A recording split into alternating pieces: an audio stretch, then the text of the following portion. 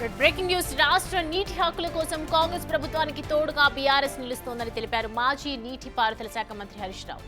ఈ మేరకు గోదావరి బనకచెర్ల అంశంపై నీటిపారుదల శాఖ మంత్రి ఉత్తమ్ కుమార్ రెడ్డికి లేఖ రాశారు హరీష్.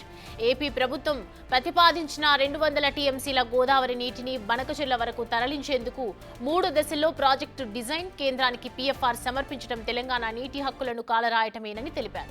ఏపీ తీసుకుంటున్న చర్యలు 2014 రాష్ట్ర పునర్విభజన చట్టంతో పాటు నదీ జలాల బోర్డుల నియమాలను ఉల్లంఘించటమేనన్నారు.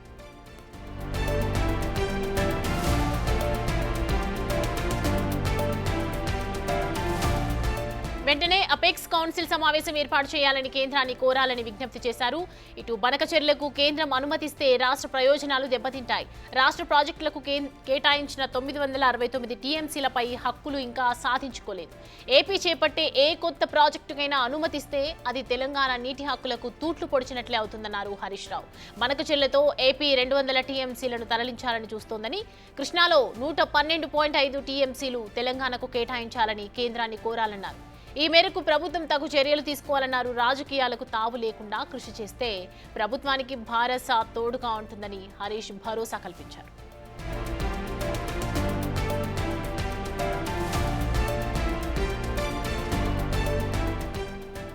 ఈ అంశానికి సంబంధించి పూర్తి డీటెయిల్స్ అందించడానికి మా ప్రతినిధి విజయ్ అందుబాటులో ఉన్నారు. విజయ్, ఒకవైపు ప్రభుత్వం కూడా చెప్తుంది కదా, బనకచెర్ల ప్రాజెక్టుకు సంబంధించి కేంద్రంకి లేఖ రాయటం కూడా జరిగింది. సో ప్రజెంట్ ఏం స్టెప్ వేయబోతున్నారు మరి?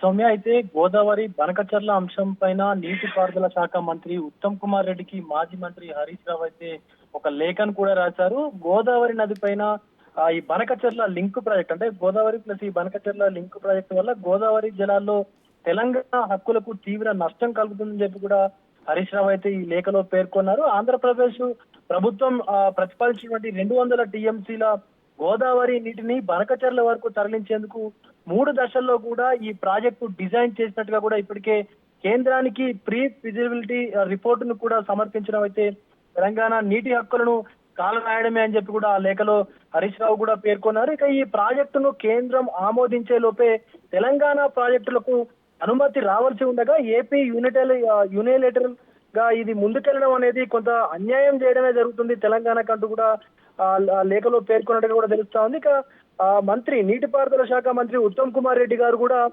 జూన్ 13వ తారీఖున కేంద్ర జలశక్తికి లేఖ రాసినటువంటి సందర్భం కూడా ఉంది. ఈ ప్రాజెక్టుకు సంబంధించి దీన్ని వ్యతిరేకించినందుకు కూడా హరీష్ రావు గారు అంటే ప్రత్యేక ధన్యవాదాలు కూడా తెలిపినటువంటి పరిస్థితి కనిపిస్తా ఉంది అటు ఉత్తమ్ కుమార్ రెడ్డి గారికి కూడా. అయితే ఏపీ తీసుకున్నటువంటి ఈ చర్యల వల్ల 2014 రాష్ట్ర విభజనకు సంబంధించినటువంటి చట్టం ఏదైతే ఉందో దాన్ని పూర్తిగా అంటే ఆ నియమాలను కూడా పూర్తిగా ఉల్లంఘించడమే అని చెప్పి కూడా తెలుస్తా ఉంది. అయితే నదీ జలాల బోర్డు ఏదైతే ఉందో దానికి సంబంధించి కూడా ఈ చట్టాన్ని నదీ జలాల బోర్డుకు సంబంధించిన నియమాలను కూడా పూర్తిగా ఉల్లంఘనకు పాల్పడుతుంది అంటూ కూడా చెప్పుకొచ్చారు హరీష్ రావు అయితే ఆ లేఖలో. వెంటనే రాష్ట్ర ప్రభుత్వం కూడా అపెక్స్ కౌన్సిల్ సమావేశం ఏర్పాటు చేసి అంటే అపెక్స్ కౌన్సిల్ సమావేశం ఏర్పాటు చేయాలని చెప్పేసి అటు కేంద్రాన్ని కూడా రాష్ట్రం కోరాలని చెప్పి కూడా అటు హరీష్ రావు అయితే చెప్పుకొచ్చారు. ఇక గోదావరి జలాల్లో తెలంగాణకు రావాల్సినటువంటి 969 టీఎంసీల తెలంగాణ వాటలో ఇప్పటి వరకు సుమారుగా మనము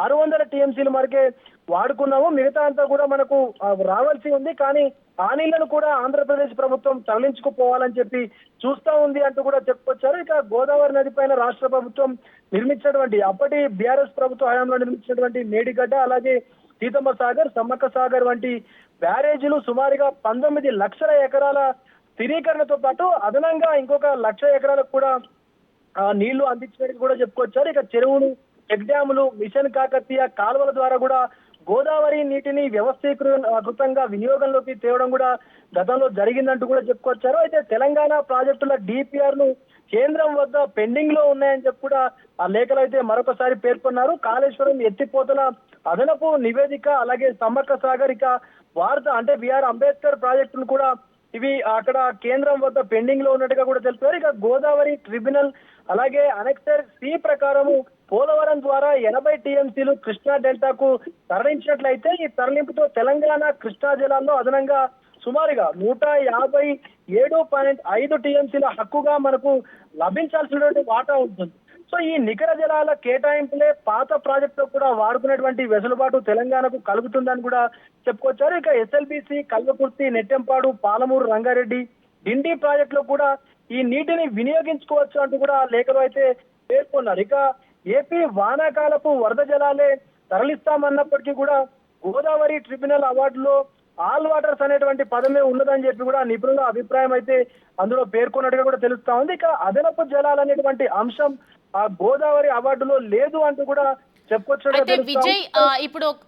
ఇప్పుడు ఒక వైపు మరి తెలంగాణ ప్రభుత్వం ఒకవైపు చెప్తుంది, కేంద్రంకి కూడా లేఖ రాస్తున్నటువంటి, అంటే తన వైఖరిని తను చెప్తున్నప్పటి నేపథ్యంలో మరి ఏపీ ప్రభుత్వం ఏం చెప్తుంది, దీనికి సంబంధించి ఏమైనా స్పందించడం జరిగిందా?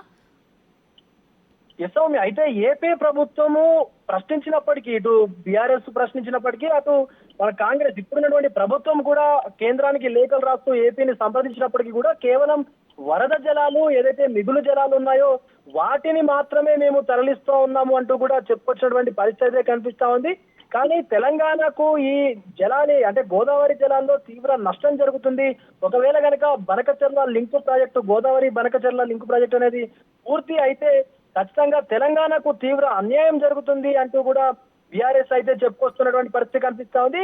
ఇదే అంశానికి సంబంధించి ఇటు ఈ రోజు ఉత్తమ్ కుమార్ రెడ్డి, భారీ నీటిపారుదల శాఖ మంత్రిగా ఉన్నటువంటి ఉత్తమ్ కుమార్ రెడ్డి గారికి కూడా అటు మాజీ నీటిపారుదల శాఖ మంత్రి హరీష్ రావు గారు కూడా లేఖ రాయడం అయితే మనకు కనిపిస్తోంది. అయితే గతంలో కాళేశ్వరం ప్రాజెక్టును కూడా నిలిపివేయాలంటూ కూడా అటు ఏపీ ప్రభుత్వం పలుమార్లు కేంద్రానికి లేఖలు రాసింది అంటూ కూడా చెప్పుకొచ్చారు. అలాగే కేంద్రం ఏదైతే మనకు అపెక్స్ కౌన్సిల్ ఉందో అది, అలాగే సిడబ్ల్యూసి సెంట్రల్ వాటర్ కమిషన్ కి కూడా రాష్ట్రం కొన్ని లేఖలు రాసి బనకచెర్ల ప్రాజెక్ట్ ఏదైతే ఉందో దాన్ని పూర్తిగా నిలిపివేయాలంటూ కూడా హరీష్ రావు అయితే ఉత్తమ్ కుమార్ రెడ్డి గారిని కోరినటువంటి సందర్భం కనిపిస్తా ఉంది ఆ లేఖ ద్వారా. Soumya, right. Thanks for the updates Vijay.